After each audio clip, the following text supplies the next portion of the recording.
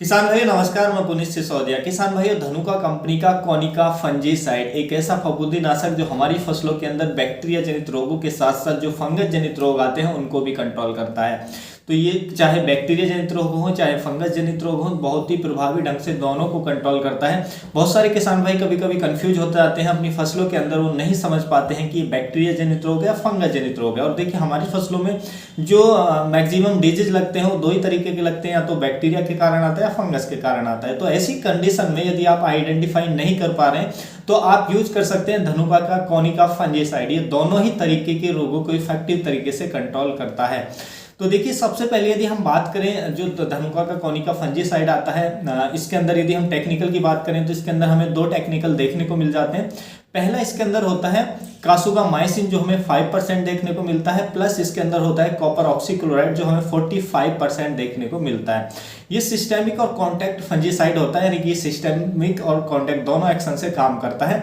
तो देखिए इसके अंदर जो कासुगामाइसिन होता है 5% वो सिस्टेमिक होता है, यानी कि जब हम कोनिका का स्प्रे करते हैं तो प्लांट के सिस्टम में चला जाता है और जो डिजीज का कॉज होता है उसको क्योर करने का, खत्म करने का काम करता है। यानी कि जो भी रोग है, जो बैक्टीरिया अंदर पहुंच चुका है तो उसको इफेक्टिव तरीके से कंट्रोल करता है।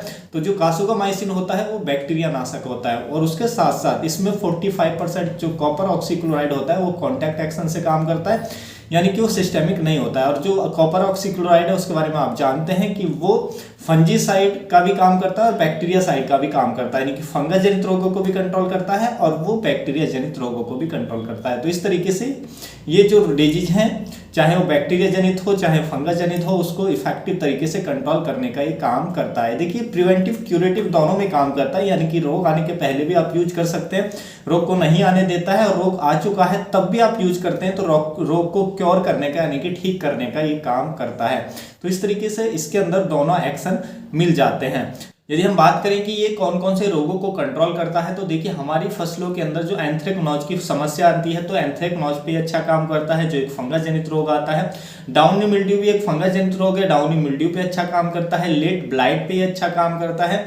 उसके साथ साथ देखिए जो हमें डैम्पिंग ऑफ की समस्या देखने को मिलती है फसलों के अंदर, डैम्पिंग ऑफ के लिए आप ड्रिंच दे सकते हैं, उसको अच्छे से कंट्रोल करता है।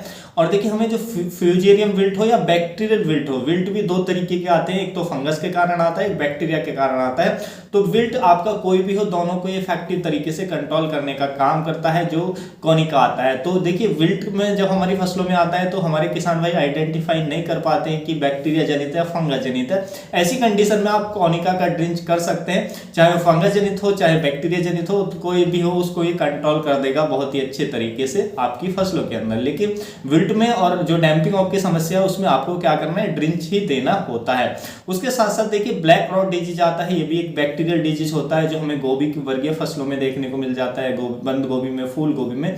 तो उसको भी आप इसके जरिए कंट्रोल कर सकते हो। ब्लैक रॉट पे भी अच्छा काम करता है। नींबू के अंदर जो हमें कैंकर डिजीज देखने को मिलता है, यानी कि खट्टे फलों के अंदर, तो कैंकर जो एक बैक्टीरियल डिजीज है उस पर भी अच्छे से काम करता है, उसके लिए भी आप इसका स्प्रे दे सकते हैं। धान में ब्लास्ट डिजीज देखने को मिलता है, उसको भी अच्छे से कंट्रोल करता है। हमारी फसलों में बैक्टीरियल लीफ स्पॉट डिजीज जो देखने को मिलता है उसको भी प्रभावी तरीके से कंट्रोल करता है। तो इनमें से कोई भी डिजीज है उसके लिए आप इसका उपयोग कर सकते हैं, बहुत ही अच्छे से ये कंट्रोल करने का काम करता है हमारी फसलों के अंदर।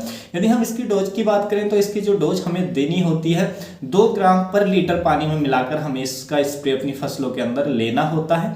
यानी कि पर एकड़ की बात करें तो 400 ग्राम पर एकड़ के लिए जो हमारी मात्रा है इस दवाई की कोनिका की वो पर्याप्त रहती है 1 एकड़ की फसल के लिए 400 ग्राम।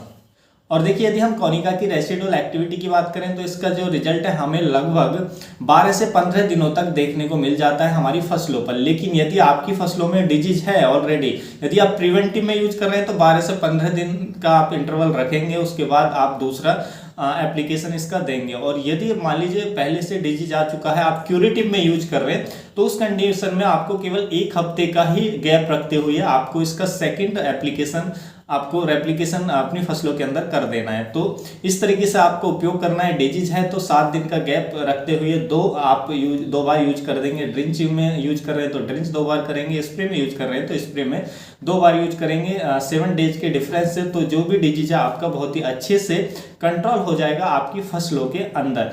देखिए यदि हम इसकी कीमत की बात करें, प्राइस की बात करें, तो देखिए इसकी जो आधा केजी पैकिंग की कीमत है वो लगभग हमको 800 से 900 रुपए की रेंज में मिल जाती है। प्राइस अप डाउन हो सकते हैं, स्टेट वाइज चेंज हो सकते हैं, प्राइस को ज़्यादा सीरियस बिल्कुल भी ना लें। तो एक अप्रॉक्स आइडिया के तौर पे मैंने आपको बताया, तो इतने का लगभग आपको मिल जाएगा। तो उम्मीद है किसान भाइयों जो आज की जानकारी आपको अच्छी लगी होगी। जानकारी अच्छी लगी तो वीडियो को लाइक कीजिएगा, ज़्यादा से ज़्यादा फार्मर के साथ इसे शेयर कीजिएगा ताकि उन तक भी ये जानकारी पहुंच सके। मिलूंगा आपको एक और नई वीडियो में नई जानकारी के साथ। आप अपना बहुत बहुत ख्याल रखिएगा। धन्यवाद।